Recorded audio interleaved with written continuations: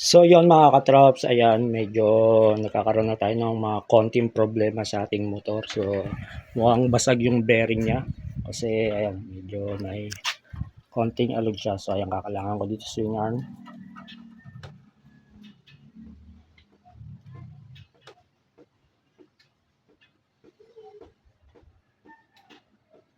Ayan, alog siya mga katrops, no. So bearing na yan. Kaya ayun. Siyempre hindi na natin hayang tumagal pa yan kasi baka lumala pa. So mahirap pa yan kasi sa gulong eh.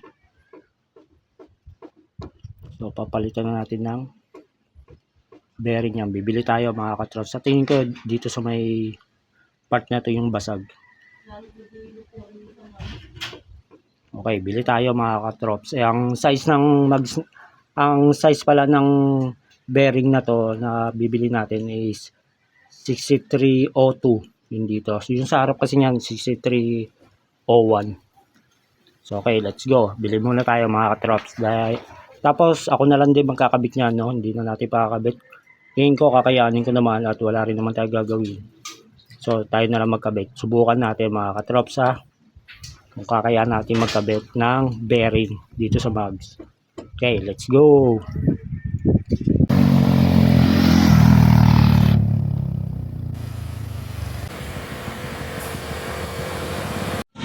So dito nga pala tayo bibili mga katrop, no, sa SSL. So ayan.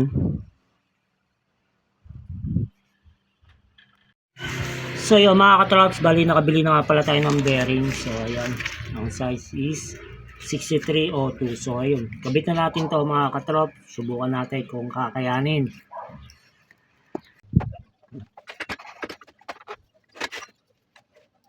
So ito na ngayon may problema mga katrops, no. Ayan.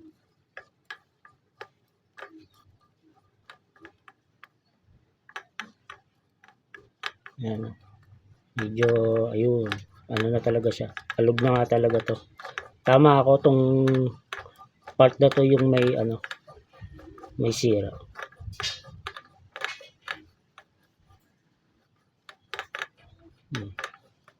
Okay, tanggalin natin yan.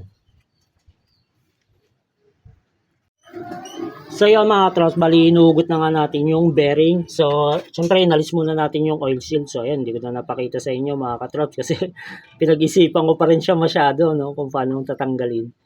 So ayan, natanggal na natin siya. So ang ginawa lang naman natin dyan is sinungkit lang natin ng flat screw. So then ito yung pantanggal natin ng bearing. So ayan, kasi hindi siya obra, no. Ito kasi dapat dito talaga diyan nakalagay. Kaso nga malaki to eh, hindi siya obra. So gumawa na lang tayo ng diskarte, ayan na lang. Pinagsama natin dalawa para mahugot natin. So ayan, nahugot na natin unti-unti. Nisprayan ko na rin ng pang ano yan, sa anti-rust. Ayan, para at least dali natin siyang mahugot. Okay, unti-unti na natin to hugutin mga katrops. Medyo pahirapan lang pero kaya naman pala. So mahirap lang to mga katrops pag wala kang tools.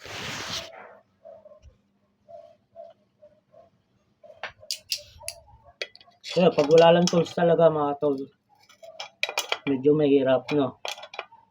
Ayan, mangat-angat naman na yung ano, bearing.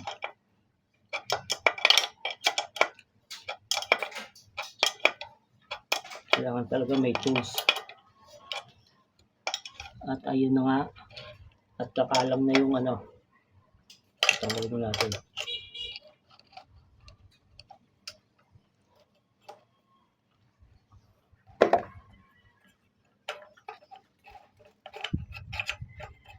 Ito mahirap. Paano itong isa na to? Kalang na kasi siya. Ayun.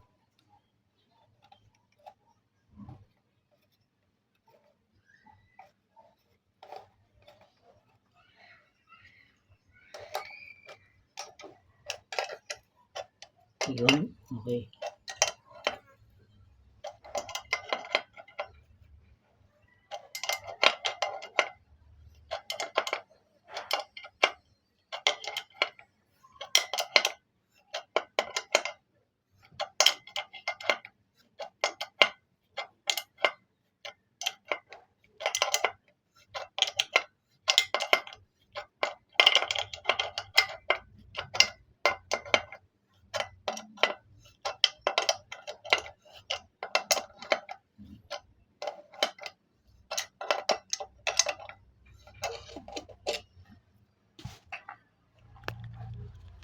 siya mga katrops.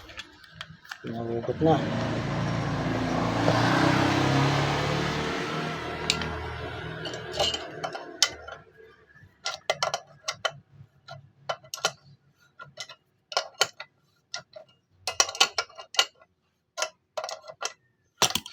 Yun.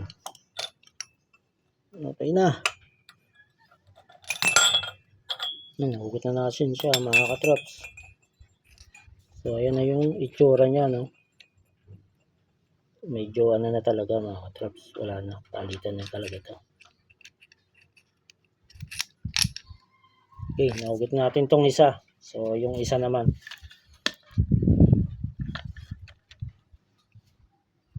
So yung mga katrops, bali tinanggal rin natin yung dito kasi iba pala yung una nating tinanggal dito sa may sprocket. So ayan, iba pala yan. So malaki pala butas nito dito. So iba. So bali magkaparehas lang. Isa yan, diba? Yung dito at saka yung doon sa kabila. So yung size bracket is ibang size niyan, iba yung dito, malaki yung dito. Kaya binalik ko ulit yung dito. So ayun na lang tinanggal natin, saka yung sa kabilang papalitan natin. Okay, let's go. Medyo abutin tayo ng dilim. Paspasan natin to mga katrops. So yan, nakabit na natin tong dito sa may sprocket. So kabila naman.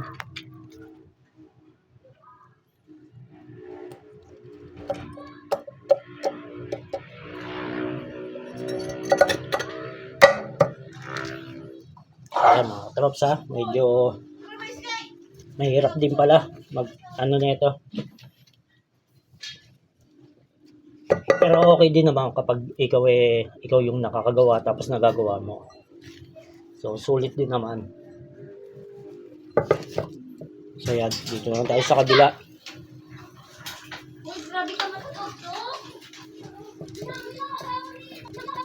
Dito. Masarap ng konti.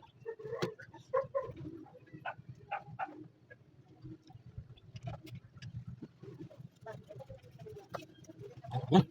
Go po.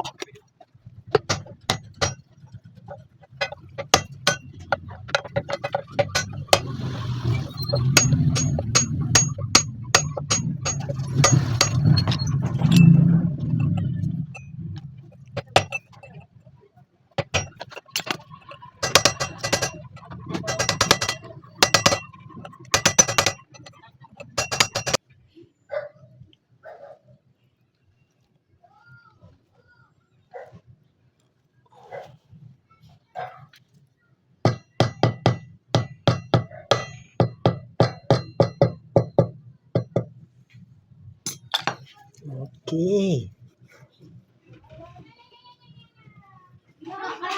So yun, okay na mga katrops. Yung kabila naman, oil seal.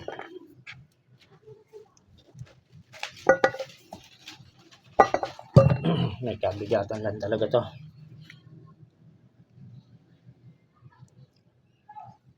So ito, hindi na natin napalitan to mga katrops, no.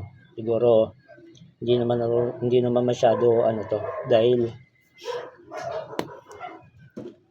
sa sprocket lang siya. Pero tinanggal ko yung takip na yan at dinagdagan ko siya ng ng grasa sa loob. So yun na lang yung ginawa ko. Kasi iba yung sukat nito, itong pinakabutas niya, mas malaki.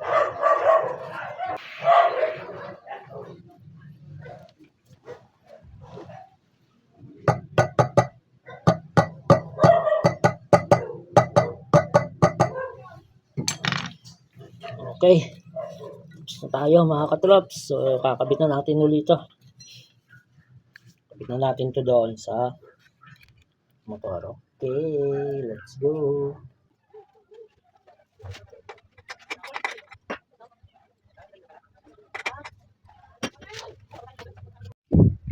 So yun, okay na siya mga katrops. Naikabit na natin. Medyo dinilim na tayo ng konti. Pero okay na yan. Goods na siya. Wala na siyang ingay.